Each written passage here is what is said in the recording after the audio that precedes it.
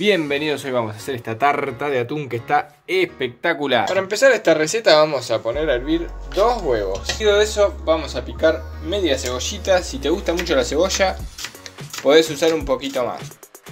También vamos a picar un dientito de ajo chiquito y un morrón chiquito o medio. Bueno, yo ya aparté acá el ajo con el morrón, lo vamos a dejar ahí un poquito y vamos a pasar a cortar un tomate en cuadraditos. Yo estoy usando una operita, podés usar redondo, podés usar el que vos quieras. Bastante verde este tomate, le voy a sacar un poco de esto.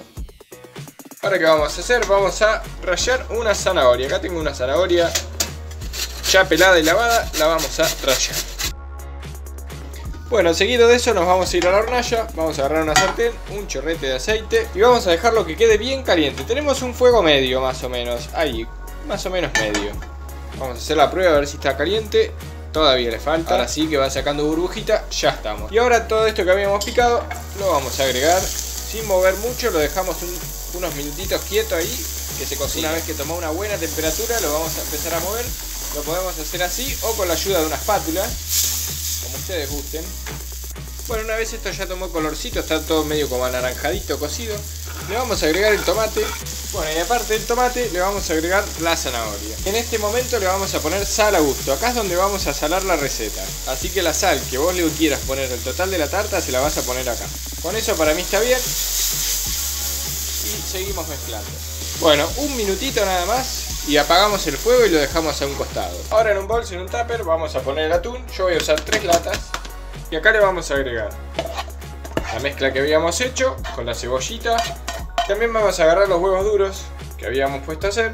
Lo vamos a cortar un poquito y acá adentro también, para que quede unida la tarta y no se nos desarme. Huevos crudos, 2.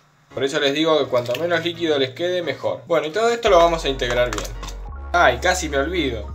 Algo que es elección, pero que a mí me encanta, aceituna. Le vamos a poner aceitunita. Ahí estamos. Y ahora sí, seguimos mezclando.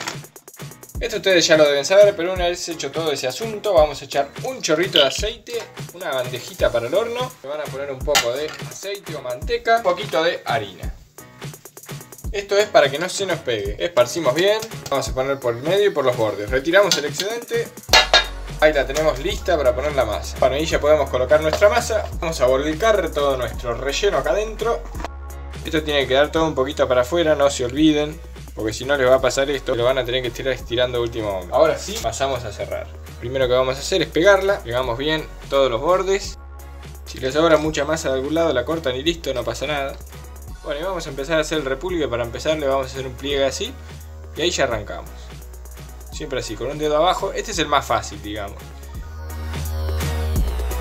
Acá viene el truquito que les contaba. Vamos a agarrar, que este yo lo suelo hacer bastante seguido, un poco de aceite, ton dulce o extra, paprika como le quieran llamar, un poquito de sal si ustedes prefieren. Mezclamos bien y con esto vamos a dar un color y un sabor, un aspecto espectacular.